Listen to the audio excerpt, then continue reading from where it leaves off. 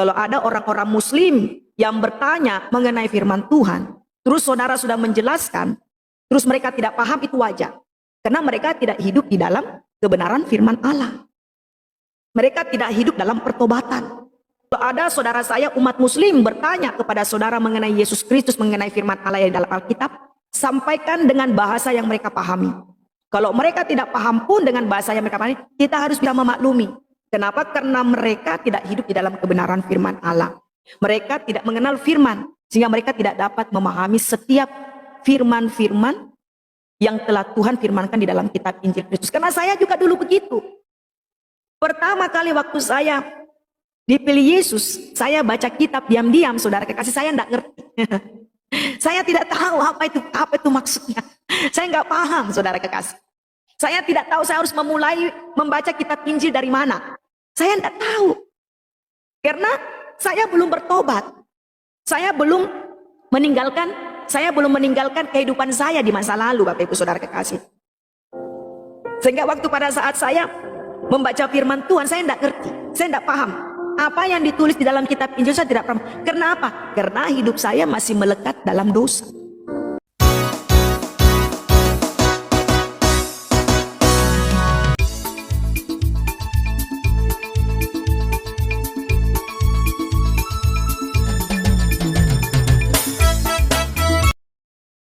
Haleluya, adakah yang bisa menghalangi kuasa Tuhan untuk bekerja? Saudara perhatikan baik, dia seorang yang sangat taat, seorang yang begitu dididik, bahkan dilatih untuk menjadi pendakwah, memberitakan agama lamanya. Namun mengapa dia bisa berubah menjadi pemberita Injil Kristus?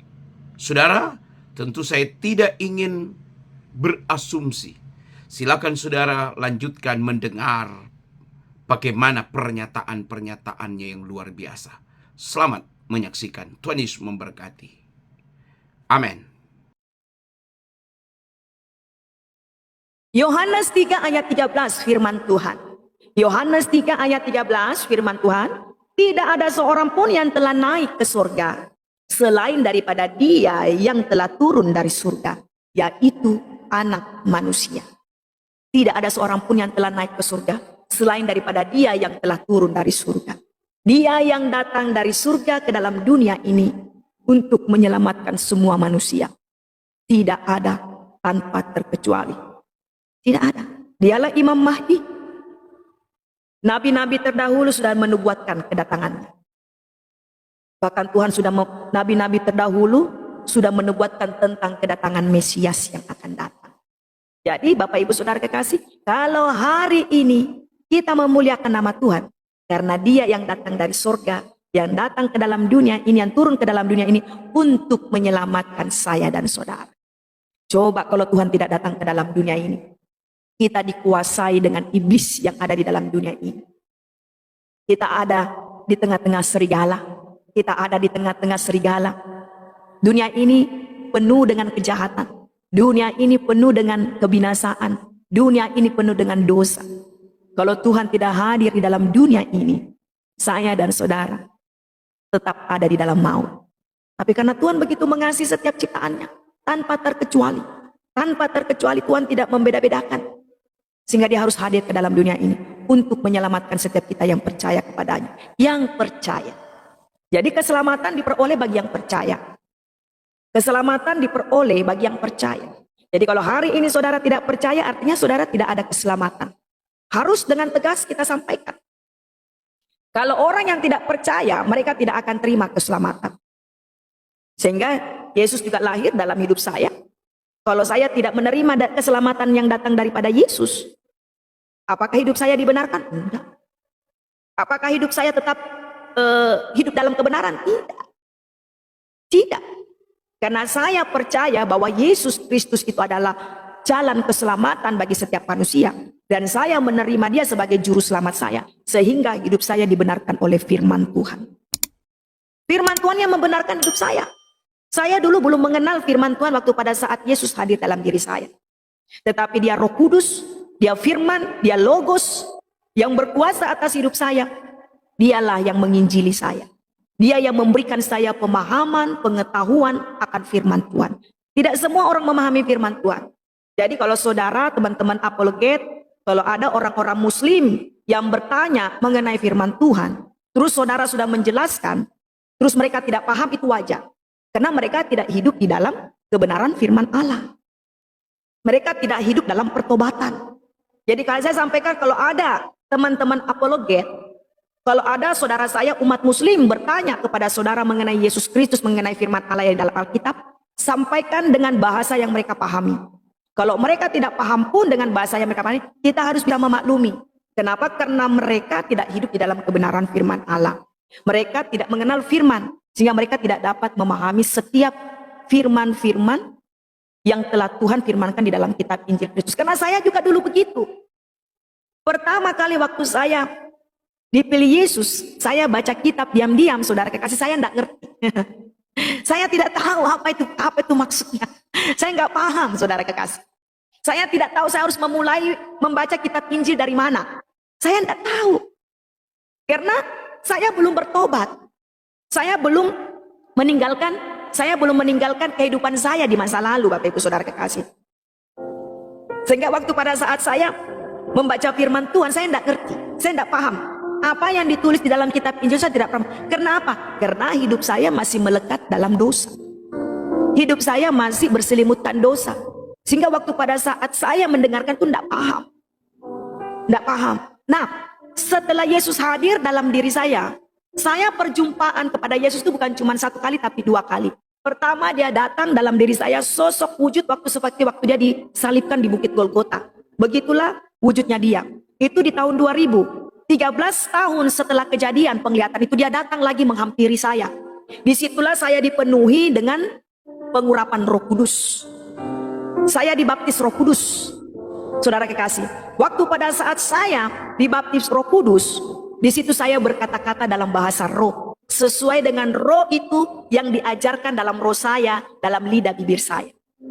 Seperti itu. Nah, waktu pada saat saya mengalami pencurahan Roh Kudus, pada saat saya mengalami kepenuhan Roh Kudus, Bapak Ibu Saudara kekasih, di situ saya dapat memahami firman Tuhan satu ayat demi satu ayat, satu pasal demi satu pasal.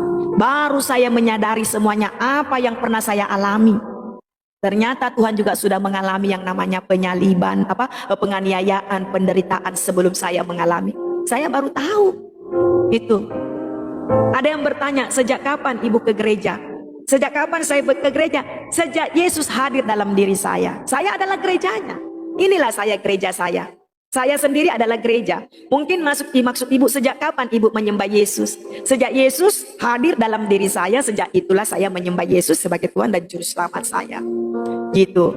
Nah, Bapak Ibu Saudara kekasih, itu yang saya alami dalam kehidupan saya. Dan bahkan waktu pada saat pertama saya bertemu dengan Yesus di tahun 2000, saya pergi ke semua gereja saya datangi tanpa saya tidak tahu itu gereja Protestan, gereja Katolik, gereja Ortodoks, gereja Pentakosta, semua saya datangi.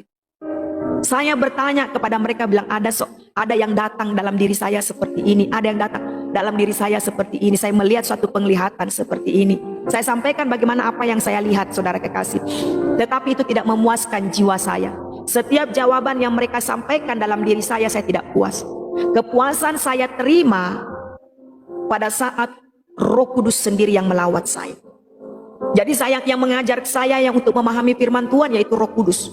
Nah, penting setiap manusia harus berjumpa, mengenal pribadi Yesus Kristus. Mungkin kalau saudara berkata, tidak mungkin. Banyak orang yang tidak percaya dengan kesaksian saya. Tapi saya tidak peduli, saudara mau percaya, tidak percaya, yang jelas saya akan sampaikan kepada Bapak Ibu Saudara kekasih. Yang jelas saya akan sampaikan kepada Bapak Ibu Saudara kekasih bahwa saya pernah bertemu dengan Yesus.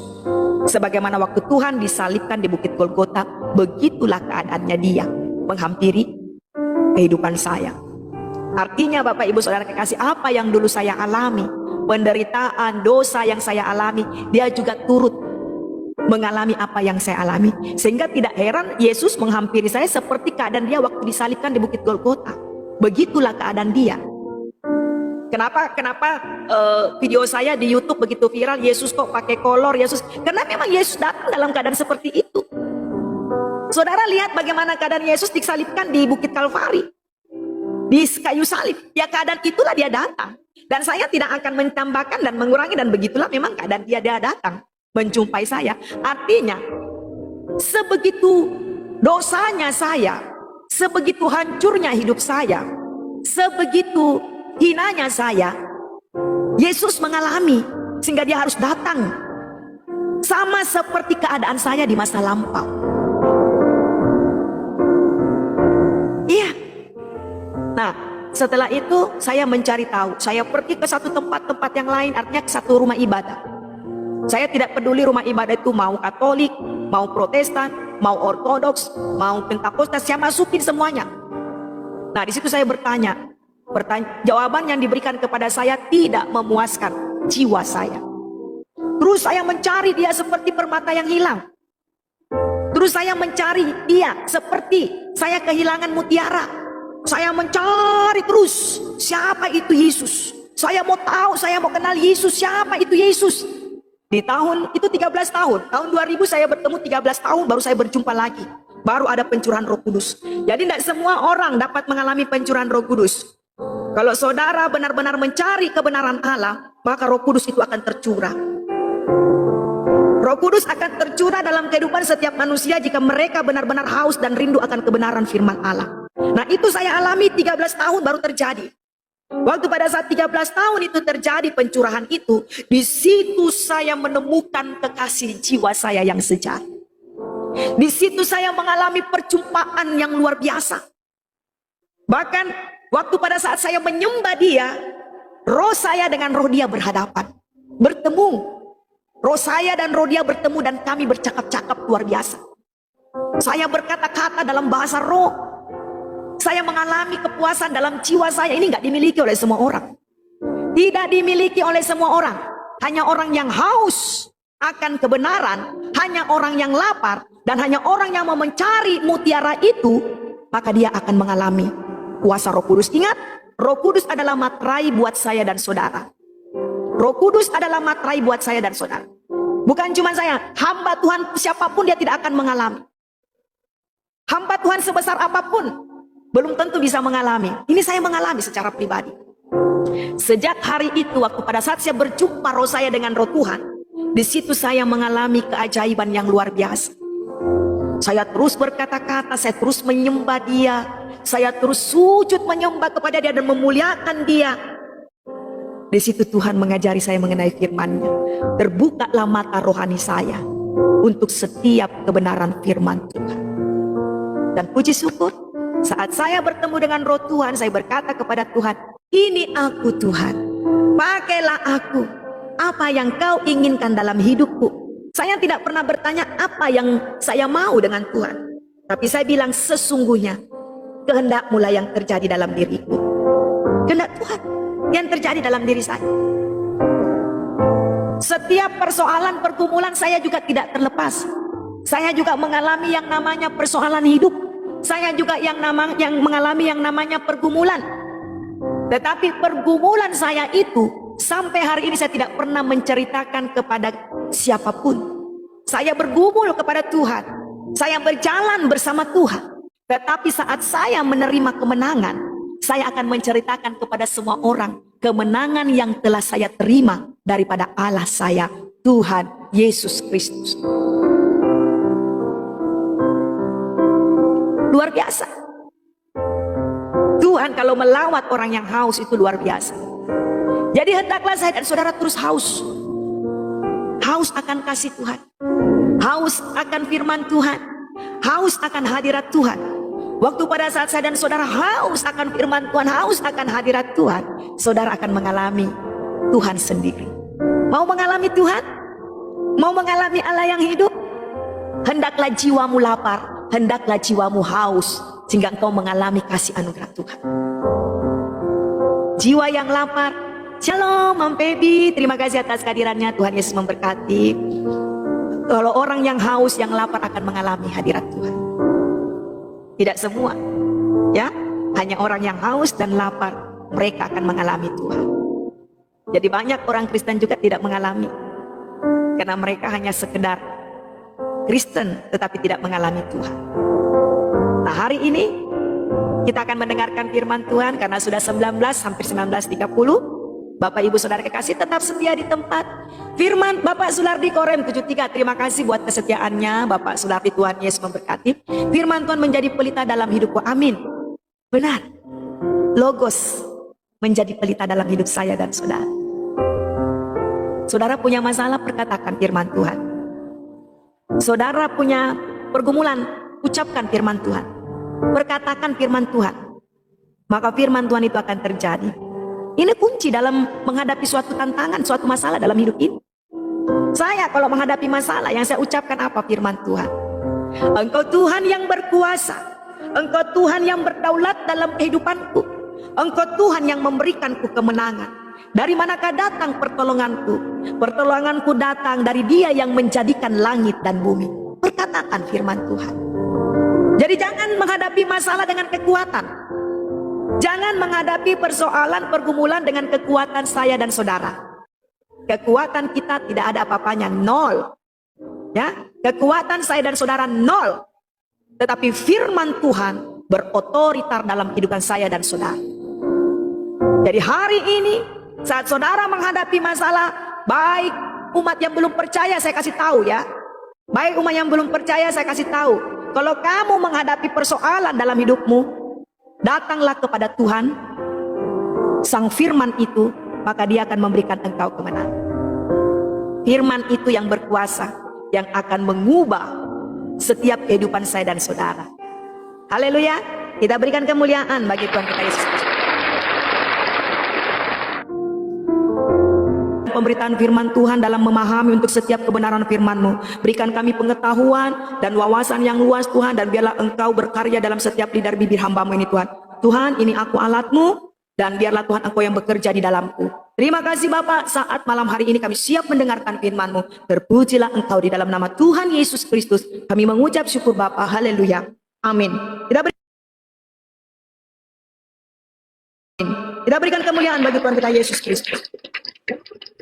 Baiklah Bapak Ibu Saudara kekasih, malam hari ini kita akan mendengarkan firman Tuhan. Saya beri tema pada malam hari ini, firman Tuhan kita adalah 7 mahkota kehidupan. Haleluya. Jadi tema firman kita pada malam hari ini adalah mengenai firman Tuhan dengan judul 7 mahkota kehidupan. Ya. Sebentar Bapak Ibu Saudara kekasih, tetap setia, support terus pelayanan Tuhan ini, share kepada kerabat, kepada saudara, kepada keluarga, agar pelayanan Tuhan ini semakin berkembang, semakin melebarkan sayap, dan semakin menjangkau jiwa-jiwa yang ada di luar sana. Haleluya. Sebentar ya, saya cari ini khotbah saya, materi khotbah saya. Baiklah, firman Tuhan pada malam hari ini saya beri tema adalah 7 mahkota kemuliaan. Kita akan mengawali di dalam firman Tuhan Yakobus 1 ayat 12 ya. Yakobus 1 ayat 12, demikian firman Tuhan. Berbahagialah orang yang bertahan dalam pencobaan, sebab apabila ia sudah tahan uji, ia akan menerima mahkota kehidupan yang dijanjikan Allah kepada barang siapa yang mengasihi Dia. Amin. Haleluya, saudara kekasih. Malam hari ini tema firman Tuhan adalah, tema khotbah saya adalah 7 mahkota kemuliaan. Mahkota ini tidak dimiliki oleh siapapun. Agama manapun tidak dapat memiliki mahkota ini, kecuali orang yang percaya kepada Yesus Kristus. Hanya orang yang percaya kepada Yesus Kristus dan hanya orang yang bertahan dalam pencobaan akan menerima mahkota kehidupan. Ya, saya ulangi Bapak Ibu Saudara kekasih, Yakobus 1 ayat 12 firman Tuhan. Kita mendengarkan firman Tuhan dengan alunan piano ya, luar biasa. Saya mengalami lawatan saudara kekasih kalau sebari kita mendengarkan firman Tuhan dan ada pujian rohani melalui piano ya, luar biasa. Haleluya. Puji Tuhan.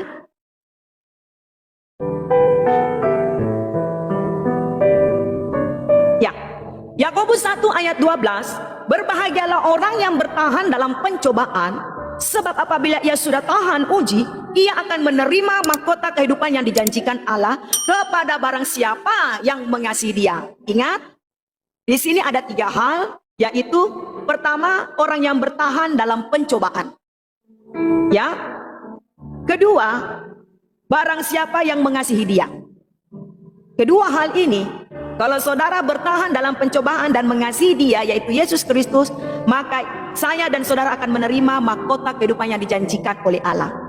Malam hari ini saya memberikan tema dari khotbah atau sharing firman Tuhan pada malam hari ini dengan bertemakan 7 mahkota kemuliaan.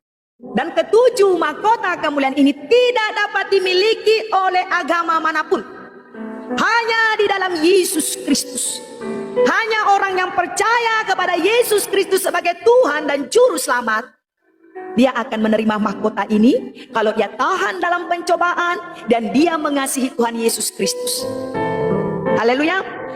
Mahkota kehidupan merupakan hadiah yang diberikan kepada orang yang percaya, yang setia, dan bertahan sampai akhir hayat. Mahkota kehidupan hanya diberikan kepada orang yang setia dan kepada orang yang bertahan sampai akhir hayat. Artinya, Bapak Ibu Saudara kekasih, hari ini Tuhan sedang menantikan kesetiaan dari saya dan saudara. Bukan cuma kesetiaan, tetapi di dalam penderitaan, pergumulan, persoalan yang saya dan saudara hadapi, kita tetap dapat mengasihi Tuhan. Nah, mahkota kehidupan dijanjikan kepada orang yang percaya, yang setia kepada iman dan prinsip-prinsip Kristen. Ingat, hanya orang yang percaya dalam iman dan memiliki prinsip-prinsip Kristen, mereka dikarunia mahkota kehidupan. Kenapa saya bilang mahkota kehidupan ini atau 7 mahkota kemuliaan yang Tuhan janjikan di dalam kitab Perjanjian Baru tidak dimiliki oleh agama yang lain. Tidak ada saudara kekasih. Hanya ada di dalam Yesus Kristus. Ini mahkota yang luar biasa. Mahkota yang Tuhan sediakan buat saya dan saudara yang mengasihi Dia, yang bertahan di dalam pencobaan. Alkitab menulis bahwa bagi kita yang percaya tersedia upah bagi kita. Ingat, Alkitab menulis bahwa bagi kita yang percaya tersedia upah bagi kita. Artinya ada upah buat saya dan saudara bagi kita yang percaya di dalam nama Yesus Kristus. Bagi setiap jiwa yang percaya di dalam nama Yesus Kristus ada upah yang saya dan saudara harus terima, yaitu reward yang kita peroleh sebagai bagian dari pelayanan kita di muka bumi ini. Jadi seorang pelayan pun ada rewardnya, saudara kekasih. Kenapa Tuhan menuntut setiap seorang pelayan Tuhan itu harus melayani dengan tulus, harus melayani dengan tanpa syarat, harus melayani Tuhan dengan penuh kasih, dengan tanpa syarat? Karena ada reward buat saya dan semua para pelayan Tuhan. Ada reward, artinya ada upah yang saya terima, ada hadiah yang saya terima dari Tuhan saya Yesus Kristus, dari pelayanan saya di bumi ini. Kita harus pahami bahwa keselamatan itu tidak bersyarat. Seringkali saya sampaikan kepada semua jiwa yang belum percaya bahwa anugerah keselamatan itu cuma-cuma, tidak bersyarat. Tidak bersyarat. Engkau tidak perlu mengeluarkan harta bendamu untuk menerima keselamatan.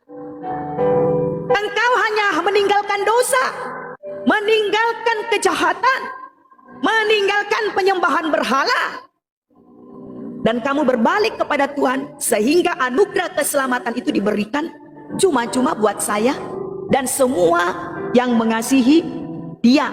Artinya tanpa syarat, tidak ada syarat untuk menerima Yesus sebagai Tuhan dan Juru Selamat.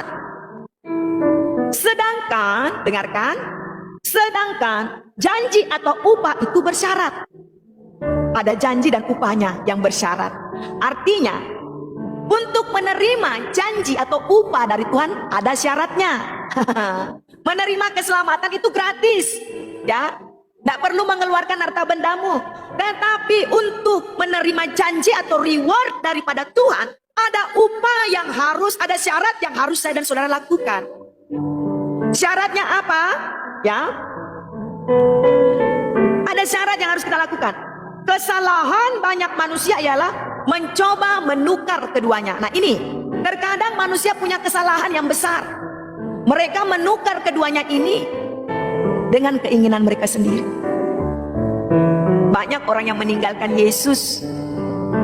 Banyak orang yang menyerahkan, artinya tidak menerima keselamatan itu karena keinginan mereka sendiri. Bapak Ibu Saudara kekasih, keselamatan adalah karya Tuhan.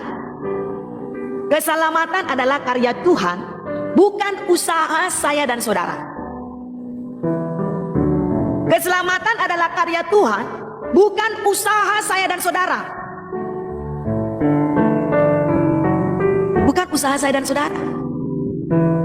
Kita ditebus, dilayakkan karena pengorbanan Tuhan Yesus.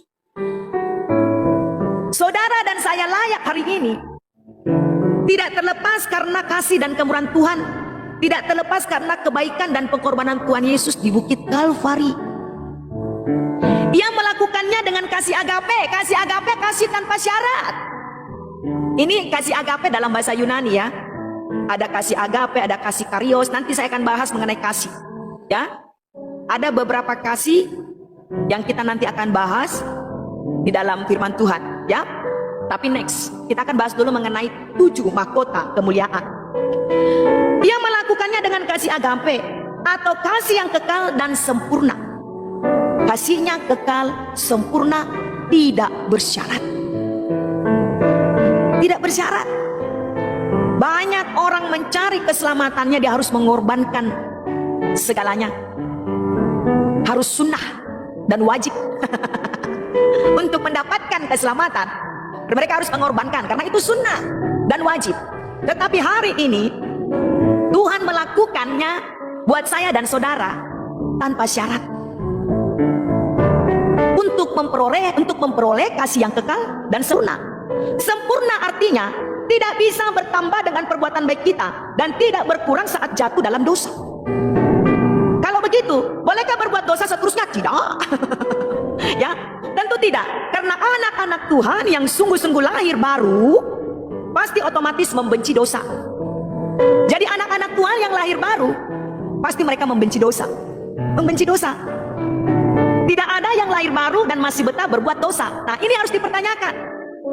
Kalau ada orang Kristen yang dikatakan sudah mengikut Yesus, tetapi senangnya berbuat dosa, hidupnya tidak ada pembaharuan. Dia bukanlah orang yang lahir baru. Tetapi orang yang sudah terlahir baru, dia jijik untuk berbuat dosa. Jangankan untuk melakukan, melihatnya pun sudah jijik. Sampai engkau jijik berbuat dosa, firman Tuhan. Jadi kalau saudara hari ini saudara melihat masih ada orang yang hidupnya katanya Kristen, tetapi masih suka berbuat dosa, dia bukan orang yang lahir baru. Orang Kristen tapi suka benci orang, suka memfitnah orang, dia bukan orang yang lahir baru. Bukan lahir baru. Nah, justru orang yang lahir baru adalah mereka hidup dengan ciptaan yang baru. Artinya, ada pembaharuan budi dalam diri saya dan saudara. Ada pembaharuan sikap, kehendak dalam diri saya dan saudara. Kita lihat di dalam 2 Korintus 5 ayat 17, firman Tuhan. 2 Korintus 5 ayat 17 firman Tuhan. Jadi siapa yang ada di dalam Kristus, ia adalah ciptaan baru. Yang baru sudah berlalu, sungguh yang lama sudah berlalu, sesungguhnya yang baru sudah datang. Jadi siapapun yang sudah ada di dalam Kristus, dia adalah ciptaan yang baru. Yang lama sudah berlalu artinya dia sudah meninggalkan kehidupan lama seperti berbuat dosa, berzina, menyembah berhala, percaya kepada dukun, paranormal. Apalagi saudara kekasih, itu adalah kehidupan yang lama, sudah berlalu. Dan dia menjadi baru dalam kehidupan yang baru yang sudah dia lalui. Bapak Ibu Saudara kekasih, sehingga firman Tuhan di dalam 2 Korintus 5 ayat 17, jadi siapa yang ada di dalam Kristus, ia adalah ciptaan yang baru. Yang lama sudah berlalu, sesungguhnya yang baru sudah datang. Nah, saudara-saudara, memang kamu telah dipanggil untuk merdeka. Nah, saya dan saudara telah dipanggil untuk merdeka. Merdeka dari dosa, merdeka dari perbudakan dosa, perbudakan persinahan. Kemarin sungguh luar biasa ya, Amerika telah dipanggil untuk merdeka. Waktu pemilihan pengesahan Donald Trump sebagai presiden Amerika, bahwa di Amerika cuma ada perempuan dan laki-laki, tidak ada transgender atau LGBT. Artinya telah terjadi pembaruan di dalam kehidupan seluruh bangsa yang ada di Amerika. Pemulihan terjadi dengan apa yang telah terjadi beberapa waktu yang lalu. Semuanya mendatangkan kebaikan. Tetapi janganlah kamu mempergunakan kemerdekaan itu sebagai kesempatan untuk kehidupan dalam dosa. Ini di dalam kitab Galatia 5 ayat 13. Saya ulangi Bapak Ibu Saudara kekasih ya. Firman Tuhan di dalam Galatia 5 ayat 13. Saudara-saudara, memang kamu telah dipanggil untuk merdeka, tetapi janganlah kamu mempergunakan kemerdekaan itu sebagai kesempatan untuk kehidupan dalam dosa, melainkan layanilah seorang akan yang lain oleh kasih. Saudara dan saya sudah merdeka dalam dosa. Tetapi hendaklah kemerdekaan yang saya dan saudara telah peroleh, kita pergunakan dengan baik-baik, dengan melayani dengan satu dan yang lain dengan kasih.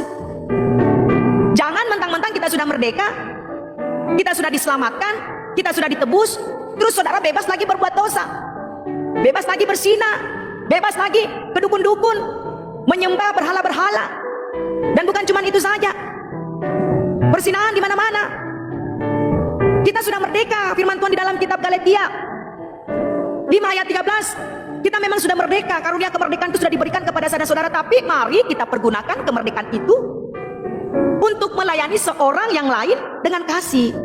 Artinya gini Bapak Ibu Saudara kekasih, kita harus menjadi berkat.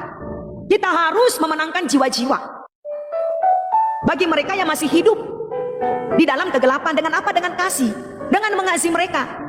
Mengasihi bukan hanya saja dengan perkataan, tetapi dengan perbuatan.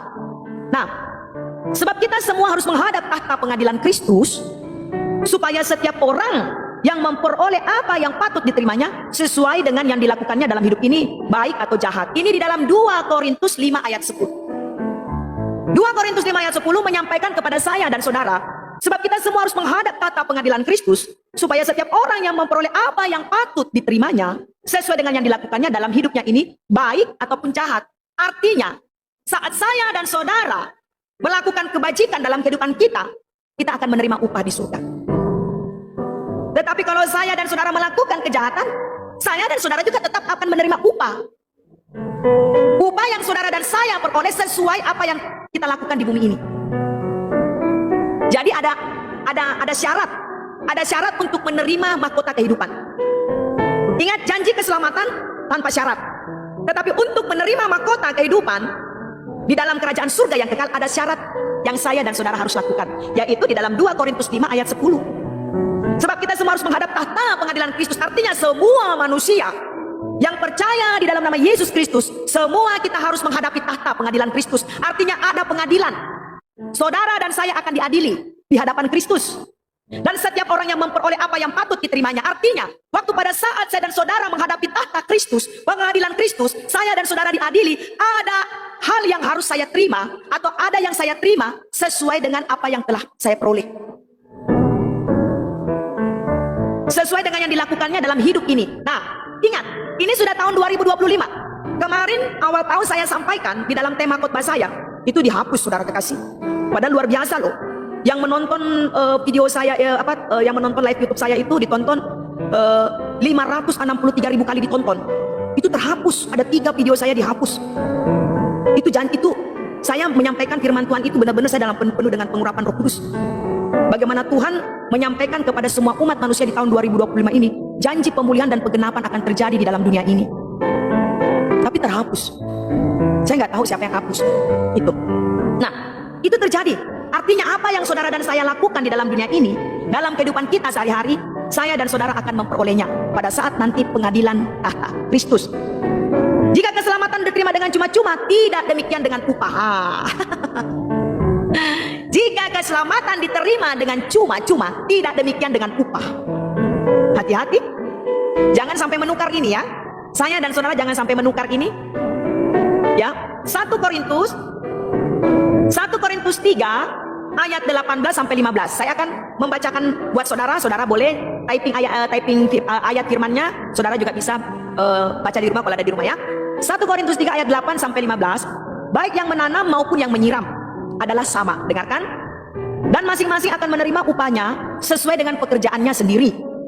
Karena kami adalah kawan sekerja Allah, kamu adalah ladang Allah, bangunan Allah, sesuai dengan kasih karunia Allah yang dianugerahkan kepadaku.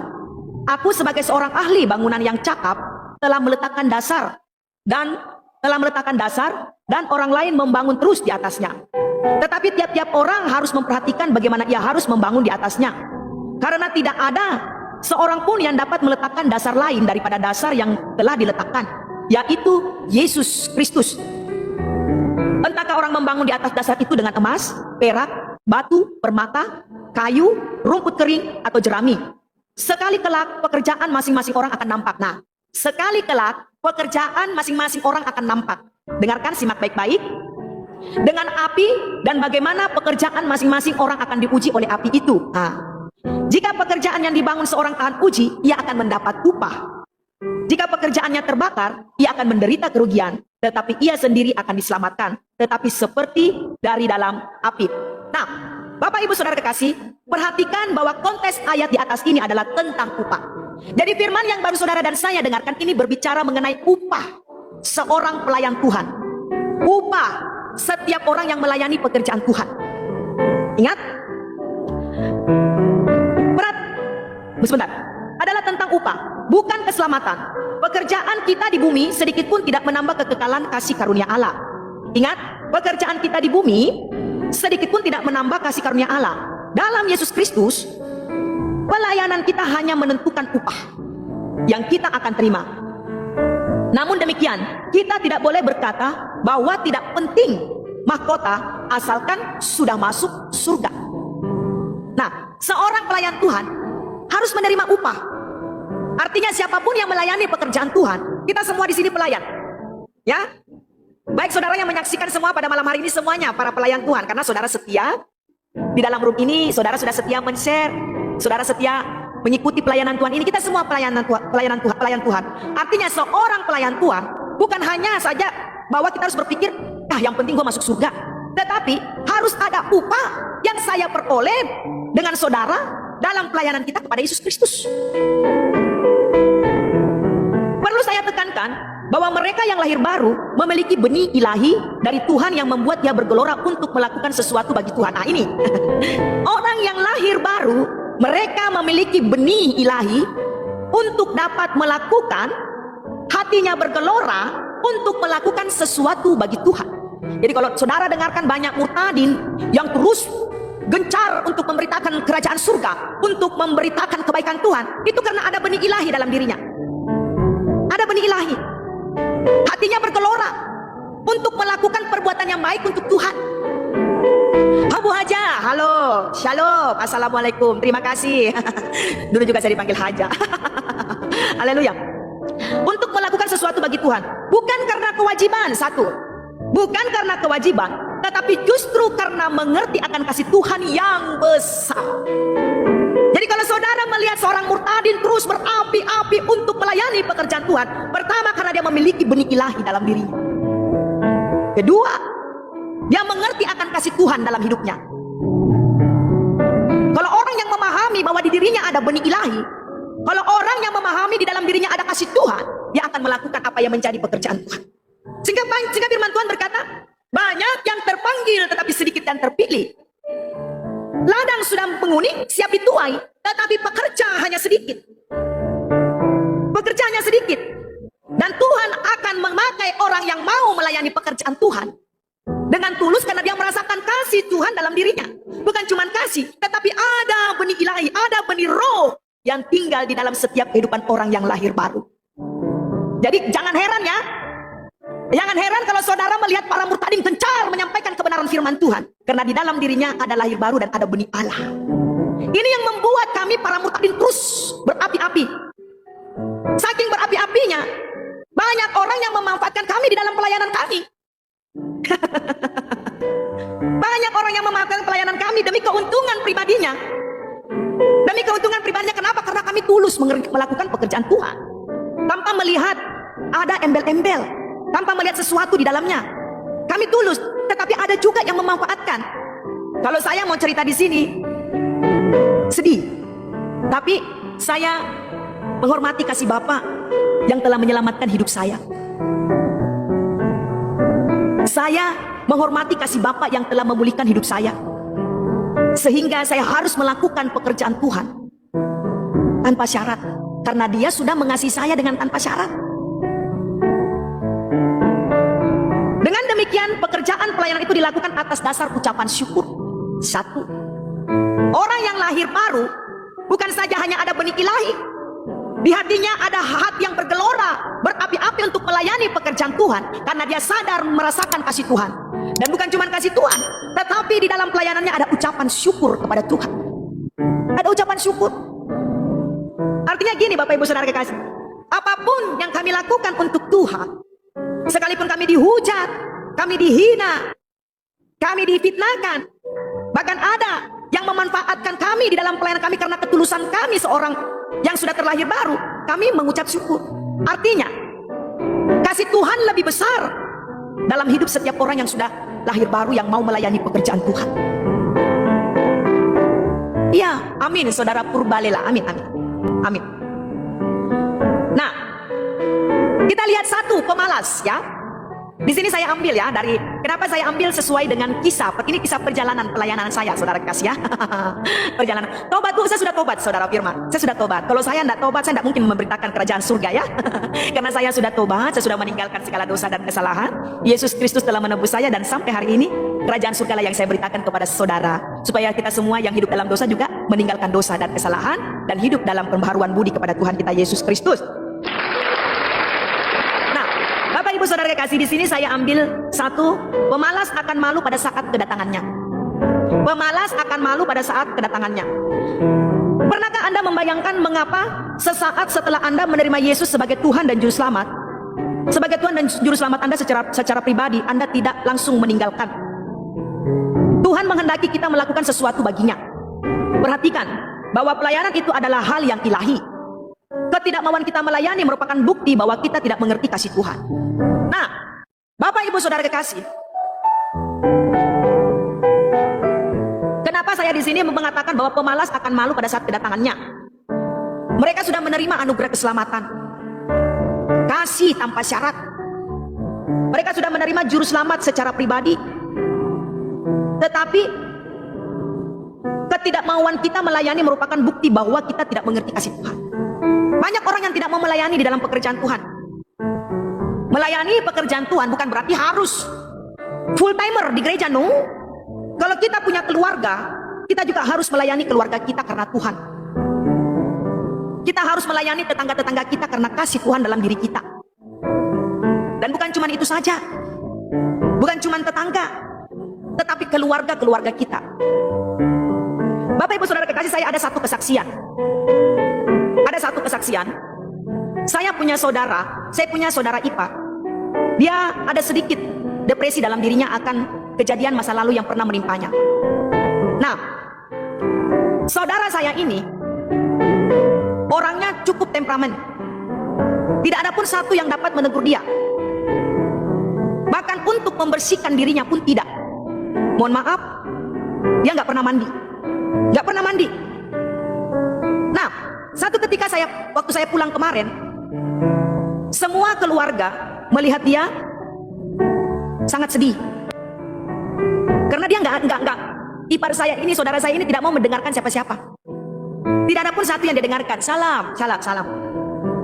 Sebentar saya benerin ini chargernya.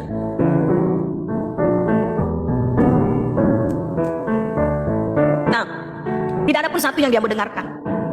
Ketika waktu pada saat itu saya ditaruhkan kepada Tuhan dalam hati saya mengasihi. Salam saudara Joni, salam. Saya bilang sama saudara saya itu, ayo makan. Saya kasih makan dia. Sudah saya kasih makan, dia senang sekali makan kue nastar. Saya kasih kue nastar. Saya bilang, ini makan, kita makan sama-sama. Dia makan, saya juga makan. Setelah itu saya tinggalkan dia, saya menuju ke rumah saudara saya yang satu. Dia mengikuti saya dari belakang. Tiba-tiba saya kaget, dia ada di ruang tamu. Saya tanya sama dia, kakak ngantuk? Dia bilang, iya saya ngantuk. Di kamar saya tidur yuk? Dia bilang iya. Jadi saya bawa dia masuk di kamar, di tempat di mana saya menginap di keluarga saya. Saya bawa masuk, saya kasih tidur dia. Terus saya kasih dia bantal, saya kasih dia guling. Setelah itu saya ke toilet. Setelah saya ke toilet, saya balik. Saya bilang, dia terbangun. Saya bilang sama dia, sebentar malam kita mau pergi. Kakak enggak mandi-mandi, kakak enggak pernah mandi. Sudah berapa lama kakak mandi? Enggak mandi. Dia diam. Saya bilang, yuk mandi sama saya. Dia mau. Saya buka pakaiannya, saya kasih mandi dia. Saya kasih mandi dia. Padahal kalau secara manusia normal gak ada yang mau kasih mandi dia. Kenapa? Karena sudah bertahun-tahun gak mandi-mandi, saudara kekasih. Bertahun-tahun gak mandi-mandi. Tetapi hari itu saya buka pakaiannya dia, baru saya kasih masuk di kamar mandi, saya mandikan dia. Saya keramas, saya gosok dia punya seluruh badannya, saya gosok, saya mandikan. Itu ada berapa kali saya ada berapa kali saya sabunin badannya, samponya. Terus saya suruh sikat, bersihkan giginya, saudara kekasih. Dia mau. Setelah sudah mandi, saya kasih pakai handuk saya, masuk ke dalam kamar. Setelah itu saya ambilkan pakaian saya, pakaian dalam saya ambilkan. Saya balur dia badannya pakai hand body, pakai minyak wangi, saya sisir, saya rapikan, saya pakaikan deodoran, baru saya kasih pakai pakaian saya. Saya bilang pakai ini. Hari itu baru dia mandi setelah sekian tahun tidak pernah mandi. Waktu pada saat saya sampaikan itu kepada keluarga, semua kaget, mengatakan bisanya hanya yang dia dengar cuma kamu. Padahal semua, bahkan suaminya pun suruh mandi, anaknya pun suruh mandi, tidak mau. Tetapi hari itu waktu saya ada, saya kasih mandi dia. Waktu saya lakukan, saya diingatkan firman Tuhan. Lakukanlah itu dengan segenap hatimu untuk Tuhan, bukan untuk manusia.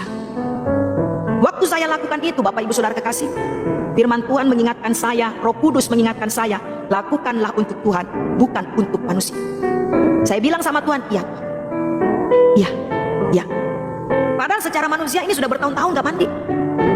Bau sekali saudara kekasih. Tapi hari itu, karena pekerjaan Roh Kudus yang luar biasa, orang yang mengalami sedikit depresi bisa terjamah karena pekerjaan Roh Kudus. Bukan karena kuat saya, semua karena Yesus, semua karena Roh Kudus yang bekerja kepada saudara saya itu. Nah, ini kesaksian saya. Artinya di dalam pelayanan kita harus melakukan semuanya dengan kasih tanpa syarat.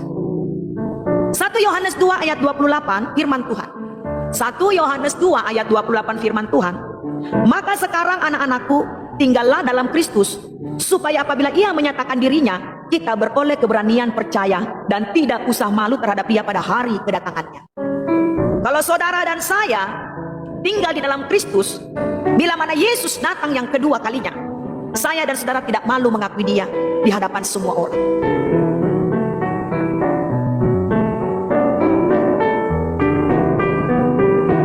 Ada satu kisah, seorang pendeta. Pada tahun pertama pelayanannya, seorang pendeta duduk di samping sahabat yang sedang sekarat.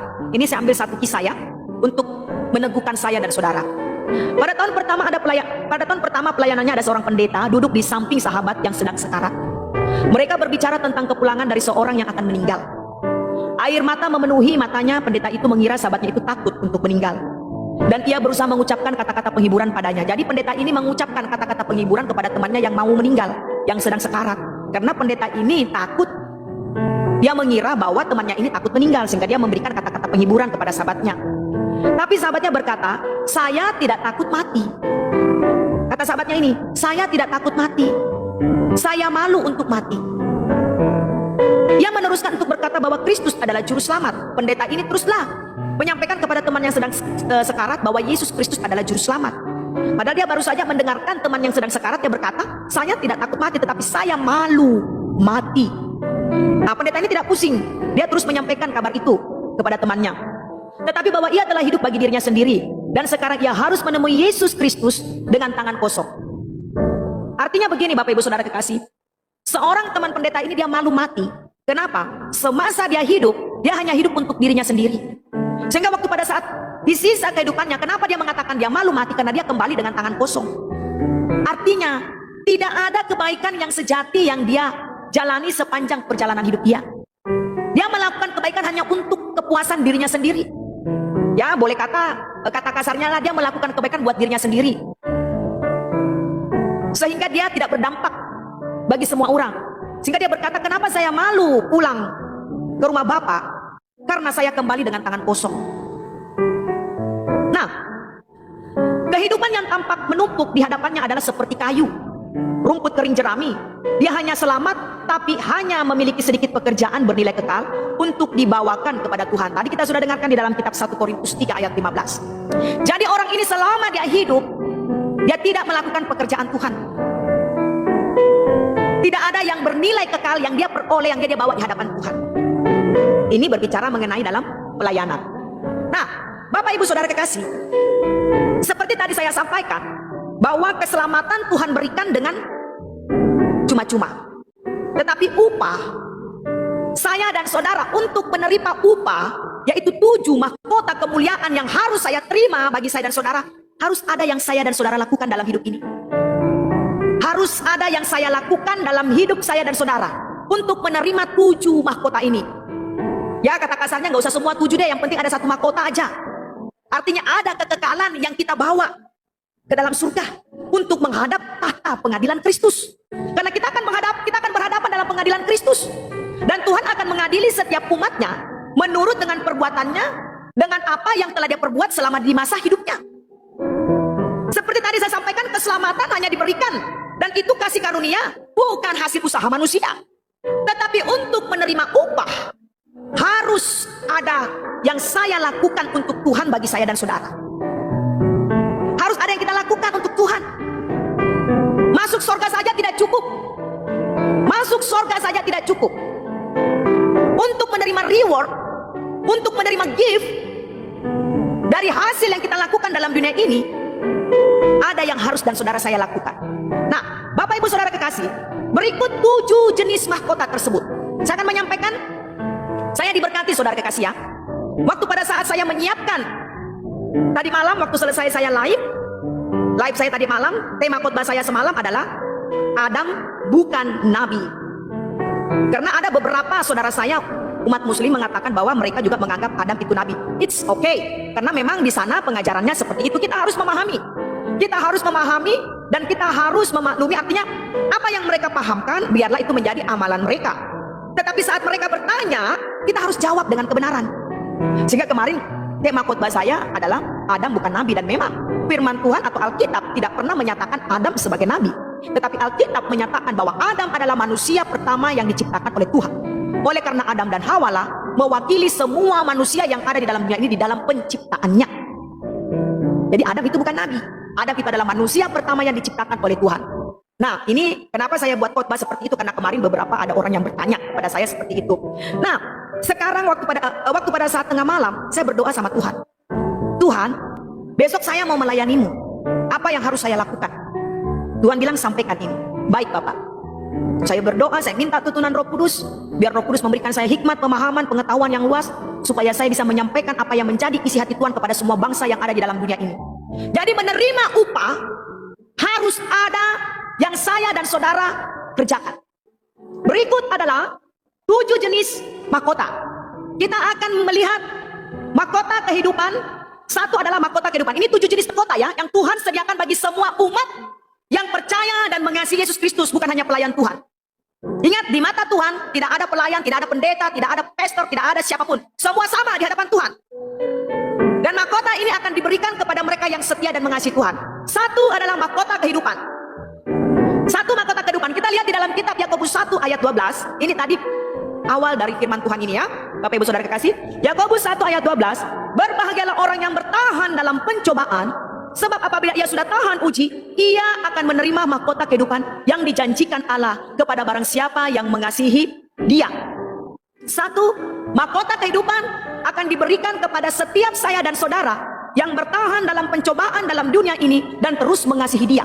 Saat saya dan saudara mengalami tekanan, penderitaan dalam kehidupan ini, tidak bersungut-sungut, tetapi mengucap syukur dan terus mengasihi Dia, Yesus Kristus sebagai Tuhan dan Juru Selamat kita, maka Dia akan memberikan kepada saya dan saudara 1 mahkota kehidupan. Mahkota kehidupan ini akan diberikan di dalam kitab Yakobus 1 ayat 12. Semua orang yang percaya memiliki hidup yang kekal. Yohanes 3 ayat 15 sampai dengan ayat 16, saudara boleh catat ya. Semua orang yang percaya memiliki hidup yang kekal, yaitu Yohanes 3 ayat 15 dan 16. Tetapi tidak semua orang yang percaya akan diberi upah atau mahkota kehidupan. Mahkota ini diberikan kepada mereka yang setia sampai mati. Terima kasih Bapak Karwadi, Tuhan Yesus memberkati. Nah, sekali lagi saudara kekasih saya sampaikan ya, semua orang-orang percaya memiliki hidup yang kekal. Artinya, setiap saya dan saudara yang percaya bahwa Yesus Kristus adalah Tuhan, semua memiliki hidup yang kekal. Itu tertulis di dalam kitab Yohanes 3, 15 dan 16. Yohanes 3 ayat 15 dan 16. Tetapi tidak semua orang percaya akan diberi upah. Dengarkan, tidak semua orang yang percaya akan diberi upah. Mahkota kehidupan, mahkota ini akan diberikan kepada mereka yang setia sampai mati. Jadi kalau saya dan saudara setia sampai mati di dalam ujian dan pencobaan dan terus mengasihi Yesus Kristus, saya dan saudara akan menerima mahkota kehidupan. Itu upah kita, itu reward yang saudara dan saya harus terima. Ini janji Tuhan, firman Tuhan. Wahyu 2 ayat 10, demikian firman Tuhan. Wahyu 2 ayat 10, dengarkan. Wahyu 2 ayat 10, demikian firman Tuhan. Untuk menerima mahkota kehidupan, seseorang percaya harus mengasihi Tuhan lebih dari hidupnya sendiri dan setia dalam menghadapi ujian hidup dengan sukacita. Wah, kita berikan dulu kemuliaan Tuhan. Dahsyat ya, luar biasa. Nah, untuk menerima mahkota kehidupan di dalam kitab Wahyu 2 ayat 10, seseorang percaya harus mengasihi Tuhan lebih dari hidupnya. Mau terima mahkota kehidupan? Saya dan saudara harus mengasihi Tuhan lebih daripada hidup kita. Setia dan menghadapi ujian hidup dengan sukacita. Artinya saat saya dan saudara menghadapi tantangan hidup ini, kita menghadapi dengan sukacita. Jangan dengan bersungut-sungut. Jangan menyalahkan keadaan. Jangan menyalahkan orang-orang di sekelilingmu. Tidak boleh. Stop. Saudara mau menerima mahkota kehidupan? Setia kepada Tuhan. Dan kita harus mengasihi Tuhan melebihi dari hidup saya dan saudara. Dalam menghadapi setiap ujian harus tetap bersukacita. Ini upah atau reward dari mahkota kehidupan yang pertama. Selanjutnya yang kedua, mahkota yang tidak dapat binasa. Wow, dahsyat.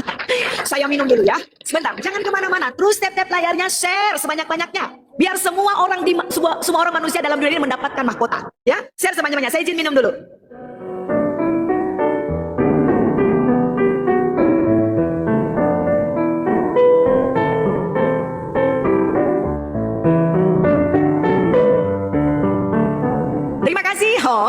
Terima kasih saudara Bijon buat kopinya. Tuhan Yesus memberkati segala berkelimpahan.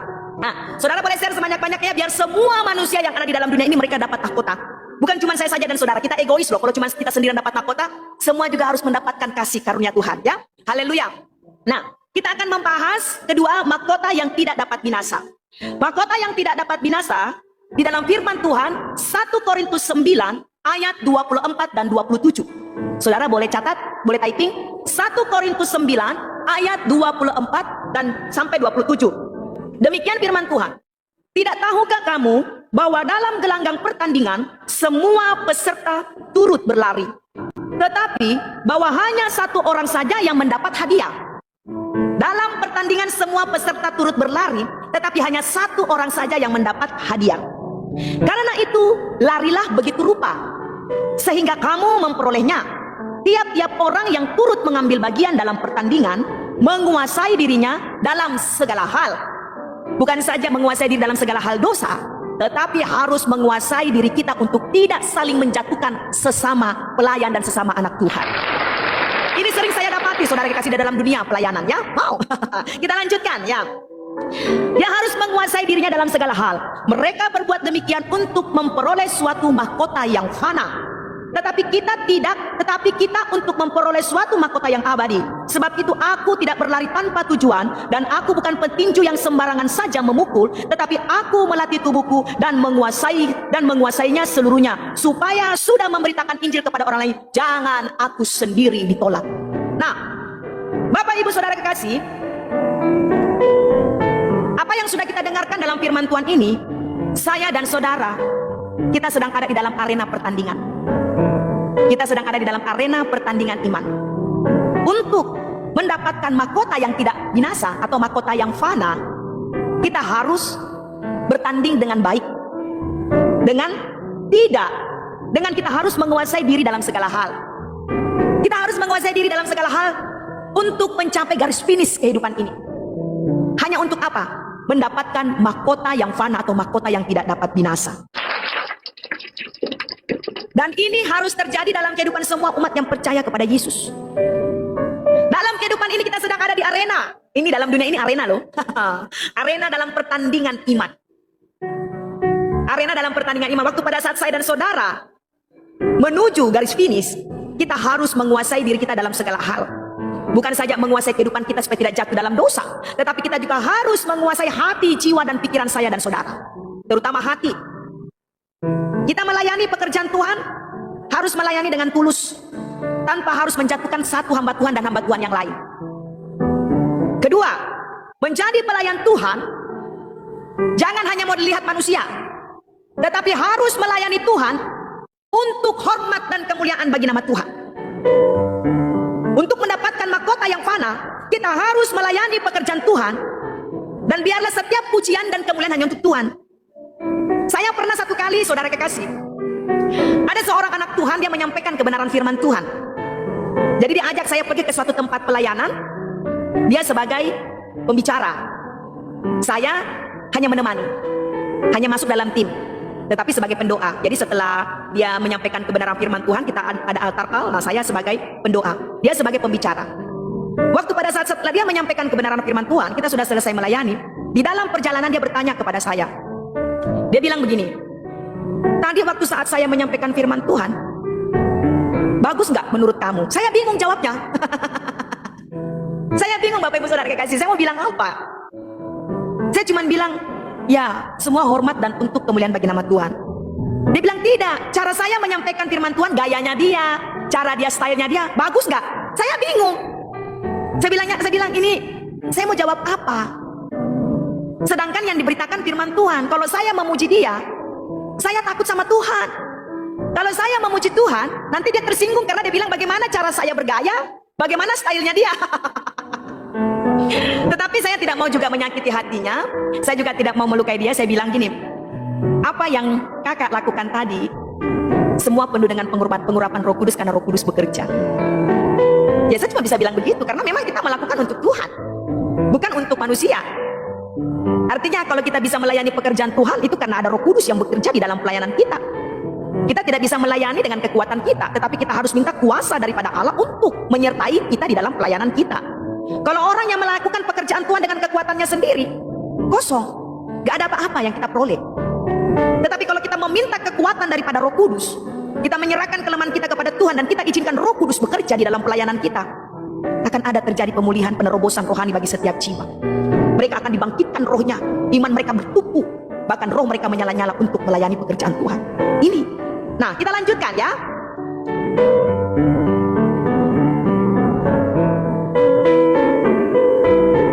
Kita lanjutkan, Bapak Ibu Saudara kekasih. Penulis kitab Ibrani mengatakan bahwa kita harus menghadapi sebuah perlombaan. Ya, penulis kitab Ibrani ini ya dia Rasul Paulus sendiri ya, Paulus ya. Penulis kitab Ibrani mengatakan bahwa kita harus menghadapi sebuah perlombaan yang ada di depan kita. Perlombaan inilah yang Paulus maksudkan sebagai pertandingan iman. Jangan hanya puas menjadi penonton rohani. Oh, nah ayo loh. Jangan hanya puas menjadi penonton rohani, tetapi saya dan saudara harus ikut terlibat di dalam pertandingan ini. Kita harus ikut terlibat di dalam pertandingan ini. Rasul Paulus mengabarkan bahwa setiap orang percaya itu seperti seorang atlet. Setiap orang yang percaya itu seperti seorang atlet. Atlet tentunya adalah mereka yang sungguh-sungguh memusatkan perhatian untuk menjaga dirinya terhadap semua hal yang bisa menghambatnya untuk maju. Begini Bapak Ibu Saudara kekasih, kita bisa lihat bagaimana para atlet yang mereka sedang melakukan pertandingan di area pertandingan. Untuk menuju garis finish dengan baik, tepat dengan durasi waktu yang telah ditentukan, dia harus terus tetap memandang ke depan, memusatkan pandangannya kepada tujuannya, berfokus kepada arah yang dia ingin sampai, tanpa harus melihat siapapun di kanan kirinya. Artinya, kita tidak usah peduli dengan apa yang mau menghambat dengan perjalanan pertandingan saya dan saudara. Terus berfokus kepada Tuhan. Terus mengarahkan mata hati rohani kita kepada Tuhan. Tidak usah berfokus kepada di sekeliling di sekitar kita, jangan. Itu akan menghambat pertumbuhan rohani saya dan saudara. Pertumbuhan rohani kita ditentukan saya dan saudara bukan oleh gereja. Gereja hanya memberikan asupan. Gereja hanya menyampaikan kebenaran. Tetapi mengenai pertumbuhan rohani, yang menentukan adalah saya dan saudara sendiri. saudara sendiri. Saudara mau bertumbuh di dalam keimanan kita kepada Yesus Kristus, saudara dan saya harus melakukan apa yang Tuhan kehendaki dalam kehidupan kita. Tidak usah lihat kanan kiri. Kalau kanan kiri saudara tidak menghambat pertumbuhan rohani saudara, tinggalkan. Artinya jangan peduli itu, saudara harus terus lari untuk menuju pada rencana Tuhan atau garis finish untuk mendapatkan mahkota yang fana. Kita harus melakukan apa yang menjadi perintah Tuhan. Ini Bapak Ibu Saudara kekasih ya,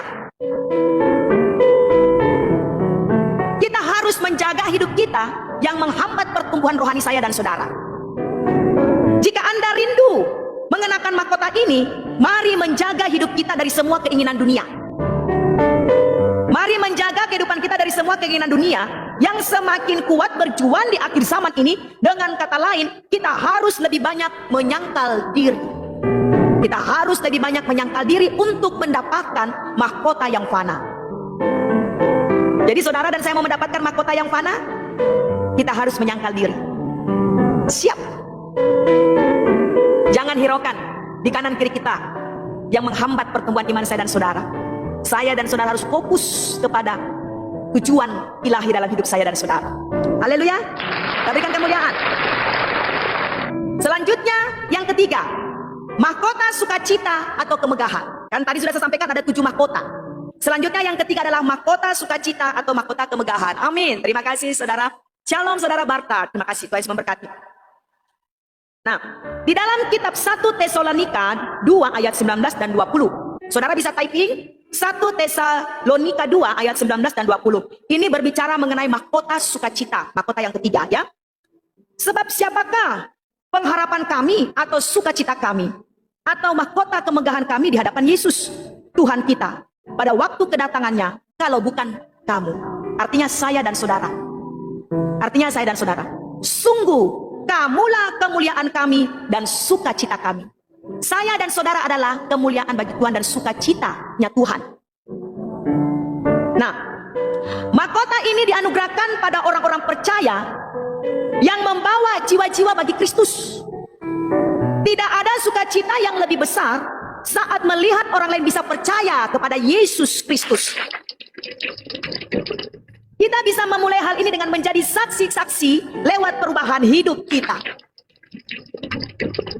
Haleluya. Sekali lagi saya sampaikan Bapak Ibu Saudara kekasih, 3 mahkota sukacita dan kemegahan. Siapa yang mau memiliki ini? Saya kalau saya mau sekali saya memiliki mahkota sukacita ini. Luar biasa ya. Mahkota sukacita dan kemegahan di dalam 1 Tesalonika 2 ayat 19 dan 20. Sebab siapakah pengharapan kami atau sukacita kami atau mahkota kemegahan kami di hadapan Yesus Tuhan kita pada waktu kedatangannya kalau bukan kamu, yaitu saya dan saudara. Sungguh kamulah kemuliaan kami dan sukacita kami. Saya dan saudara adalah sukacitanya Tuhan. Ya, mahkota ini dianugerahkan pada orang-orang percaya membawa jiwa-jiwa bagi Kristus. Tidak ada sukacita yang lebih besar saat melihat orang lain bisa percaya kepada Yesus Kristus. Kita bisa memulai hal ini dengan menjadi saksi lewat perubahan hidup saya dan saudara. Jadi untuk menerima mahkota sukacita atau mahkota kemegahan, kita harus membawa jiwa-jiwa kepada Kristus. Dimulai dari kesaksian kehidupan saya dan saudara. Mari terus bersaksi untuk Tuhan kepada semua jiwa, karena waktu pada saat saya dan saudara bersaksi kepada semua jiwa dalam perubahan hidup yang kita alami, kita akan terima reward. Ada upah yang kita terima dalam setiap pekerjaan yang kekal. Selanjutnya yang keempat, mahkota kebenaran. Ya, selanjutnya yang keempat adalah mahkota kebenaran. Kita lihat di dalam 2 Timotius 4 ayat 6 dan 9. 2 Timotius 4 ayat 6 dan 9. Demikian firman Tuhan. Mengenai diriku, darahku sudah mulai dicurahkan sebagai persembahan, dan saat kematianku sudah dekat. Aku telah mengakhiri pertandingan yang baik. Aku telah mencapai garis akhir, dan aku telah memelihara iman. Sekarang telah tersedia bagiku mahkota kebenaran yang akan dikaruniakan kepadaku oleh Tuhan, Hakim yang adil pada harinya. Tetapi bukan hanya kepadaku, melainkan juga kepada semua orang yang merindukan kedatangannya. Berusahalah supaya segera datang kepadaku. Untuk memperoleh mahkota kehidupan, Bapak Ibu Saudara kekasih, kita harus mengakhiri pertandingan dengan baik dan benar. Pembenaran adalah pekerjaan Kristus. Ingat, pembenaran adalah pekerjaan Kristus. Artinya apapun yang kita lakukan dalam kehidupan kita, sepanjang perjalanan kita mengenal Yesus Kristus sebagai Tuhan dan Juru Selamat, Tuhanlah yang membenarkan dalam kehidupan saya dan saudara. Kita dibenarkan oleh darahnya. Satu, dengan demikian mahkota kebenaran akan menjadi bagian mereka yang merindukan kedatangannya. Saya sangat percaya bahwa bagi mereka yang cenderung menanti-nantikan kedatangan Tuhan, setidaknya banyak fokus yang akan berubah. Berita kedatangannya akan mengubah susunan prioritas kita dalam banyak hal, termasuk menggunakan waktu, tenaga, dan uang kita. Artinya gini saudara kekasih, kita terus menanti-nantikan Tuhan dalam kehidupan kita setiap waktu. Dalam sepanjang kehidupan kita, sekalipun kita melakukan rutinitas dalam kehidupan ini, kita melakukan kegiatan kita, sekuat apapun yang kita alami, kita harus terus menanti-nantikan Tuhan. Kita terus merindukan kedatangannya Tuhan. Sehingga saya dan saudara akan memperoleh, yaitu mahkota kebenaran di dalam kehidupan kita. Selanjutnya yang kelima, mahkota kemuliaan. Selanjutnya yang kelima adalah mahkota kemuliaan. Kita lihat di dalam 1 Petrus 5 ayat 2 sampai dengan ayat yang keempat. 1 Petrus 5 ayat 2 sampai dengan ayat keempat. Demikian firman Tuhan. Gembalakanlah kawanan domba Allah yang ada padamu, jangan dengan paksa, tetapi dengan sukarela, sesuai dengan kehendak Allah. Dan jangan karena mau mencari keuntungan, tetapi dengan pengabdian diri. Janganlah kamu berbuat seolah-olah kamu mau memerintah atas mereka yang dipercayakan kepadamu, tetapi hendaklah kamu menjadi teladan bagi kawanan domba itu. Maka kamu, apabila Gembala Agung datang, kamu akan menerima mahkota kemuliaan yang tidak dapat layu. Artinya, saya dan saudara harus mengembalakan kawanan domba Allah dengan tulus. Dengan tulus melakukan pekerjaan Allah dengan penuh kasih kepada Tuhan. Supaya waktu pada saat Yesus datang, kita akan menerima mahkota kehidupan. Mahkota ini adalah mahkota yang dianugerahkan kepada mereka yang mengembalakan, terlepas dari status organisasi gereja. Ini organisasi gereja ya. Ini berbicara mengenai organisasi gereja. Tidak perlu menjadi gembala untuk mengembalakan. Anda bisa memulainya dengan cara melakukan mentoring ataupun pemuridan. Ya. Jadi ini berbicara mengenai dalam status gereja. Jadi kalau seperti misalnya seorang penginjil atau seorang para hamba-hamba Tuhan, mari kita mengembalakan dengan tulus tanpa harus melihat lagi segala sesuatu di dalamnya, dan apa yang kita lakukan ini semua hormat dan kemuliaan bagi nama Tuhan. Maka kita akan memperoleh mahkota kemuliaan, Bapak Ibu Saudara kekasih. Selanjutnya yang keenam, mahkota bagi pemenang. Jadi ada mahkota bagi pemenang ini yang keenam ya. Yang keenam adalah mahkota bagi pemenang. Di dalam kitab Wahyu 3 ayat 11, aku datang segera, peganglah apa yang ada padamu. Tuhan datang segera dan peganglah apa yang ada pada saya dan saudara, supaya tidak seorang pun mengambil mahkotamu. Bagi seorang pemenang dijanjikan sebuah mahkota. Jika ia memegang dengan erat apa yang telah diberikan kepadanya oleh Allah, adalah mungkin untuk kehilangan mahkota kemenangan Anda yang harusnya diberikan kepada saya dan saudara, diberikan untuk orang lain. Ingat kisah Yakub. Yakub menerima apa yang seharusnya milik Esau ya. Yakub menerima apa yang seharusnya milik Esau. Di dalam kitab Kejadian 25 ayat 33 dan 27 ayat 35 dan 36. Ini saudara tahu bagaimana kisah kejadian Yakub dan Esau ya. Dan juga di dalam Kisah Para Rasul 1 ayat 20 dan 26. Kisah Para Rasul ayat 1 ayat Kisah Para Rasul 1 ayat 20 dan 26. Di sini bercerita mengenai kisah Matias ya. Boleh saya bacakan ya. Sebab ada tertulis dalam kitab Mazmur, biarlah perkemahannya menjadi sunyi, dan biarlah tidak ada penghuni di dalamnya, dan biarlah jembatannya diambil orang lain. Jadi harus ditambahkan kepada kami seorang dari mereka yang senantiasa datang berkumpul dengan kami selama Tuhan Yesus bersama-sama dengan kami. Yaitu mulai dari baptisan Yohanes sampai hari Yesus terangkat ke surga meninggalkan kami, untuk menjadi saksi dengan kami tentang kebangkitannya. Lalu mereka mengusulkan dua orang, Yusuf yang disebut Barsabas dan yang juga bernama Justus dan Matias. Mereka semua berdoa dan berkata, ya Tuhan, Engkaulah yang mengenal hati semua orang, tunjukkanlah kiranya siapa yang Engkau pilih dari kedua orang ini untuk menerima jabatan pelayanan, yaitu kerasulan yang ditinggalkan Yudas yang telah jatuh ke tempat yang wajar baginya. Lalu mereka membuang undi bagi kedua orang itu, dan yang kena undi adalah Matias, dan dengan demikian ia ditambahkan kepada bilangan ke-11 rasul tersebut. Haleluya. Artinya harusnya mahkota ini diterima oleh Yudas, karena Yudas mengkhianati Tuhan Yesus, sehingga mahkota itu diberikan kepada Matias. Saudara kekasih ya, mahkota itu diberikan kepada Matias, yaitu mahkota bagi pemenang, saudara kekasih. Dan selanjutnya kita lanjutkan, yang ketujuh adalah mahkota kesetiaan. Dituju mahkota kesetiaan di dalam firman Tuhan Wahyu 2 ayat 10. Jangan takut terhadap apa yang harus engkau derita. Sesungguhnya iblis melemparkan beberapa orang dari antaramu ke dalam penjara, supaya kamu dicobai dan kamu akan beroleh kesusahan selama 10 hari. Hendaklah engkau setia sampai mati, dan aku akan mengaruniakan kepadamu mahkota kehidupan. Nah, Bapak Ibu Saudara kekasih, kita melihat tadi mengenai kisah ini di dalam firman Tuhan Wahyu 2 ayat 10. Bagi orang yang setia, bagi seorang yang setia dalam segala pencobaan, kita akan dikaruniai mahkota kesetiaan. Dan bukan cuma situ saja, di dalam kitab Wahyu 6 ayat 9 firman Tuhan berkata, dan ketika anak domba itu membuka matra yang kelima, aku melihat di bawah mesbah jiwa-jiwa mereka yang telah dibunuh oleh karena firman Allah dan oleh karena kesaksian yang mereka miliki. Mereka yang memiliki kehormatan tinggi untuk memberi kehidupan mereka sebagai seorang martir. Jadi mahkota kemuliaan, mahkota kesediaan ini akan dimiliki bagi mereka yang mati secara martir, ya. Mereka yang memiliki kehormatan tinggi untuk memberi kehidupan mereka sebagai seorang martir. Menerima mahkota ini, seorang martir adalah seorang yang telah dibunuh oleh karena firman Allah dan oleh karena kesaksian yang mereka miliki. Nah, Bapak Ibu Saudara kekasih, mungkin saudara sering dengar ada beberapa para misionaris, mereka melakukan pekerjaan Allah, terus mereka pergi ke suatu tempat, terus di tempat tersebut mereka mengalami suatu penganiayaan, bahkan mereka dibunuh. Nah, mereka ini, saudara kekasih, karena dalam keadaan mereka sedang memberitakan firman Tuhan, mereka mengalami penganiayaan, sehingga mereka berhak menerima mahkota kemuliaannya. Itulah tadi 7 mahkota yang Tuhan anugerahkan kepada setiap saya dan saudara yang melakukan pekerjaan kekekalan. Ada reward yang kita terima saat kita melakukan apa yang menjadi bagian kita di hadapan Tuhan, supaya waktu pada saat kita nanti tutup mata, tangan kita tidak kosong, tetapi ada pekerjaan yang kekal yang kita bawa di hadapan Tuhan. Waktu pada saat pengadilan Kristus, kita sedang menghadapi tata pengadilan Kristus, kita akan menerima mahkota sesuai upah yang kita peroleh selama kita ada di dalam dunia ini. Haleluya, kita berikan kemuliaan bagi Tuhan kita Yesus Kristus. Dan terakhir, Bapak Ibu Saudara kekasih, ya, saya akan menutup terakhir. Telah kutaruh mahkota di atas kepala seorang pahlawan. Wow, siapakah pahlawan? Bagi saya dan saudara, kalau kita melakukan pekerjaan Allah, 7 mahkota yang Tuhan firmankan di dalam kitab Injil Perjanjian Baru, semua tertulis dan ada firman-Nya. Nah, Bapak Ibu Saudara kekasih, saat kita melakukan apa yang menjadi upah kita, bukan hanya saja kita terima mahkota, tetapi Tuhan menggelar atau Tuhan memberikan suatu suatu penghormatan kalau kita ini adalah seorang pahlawan. Haleluya. Ini ada firman-Nya loh, Saudara kekasih. Amin, Saudara Cherry. Haleluya.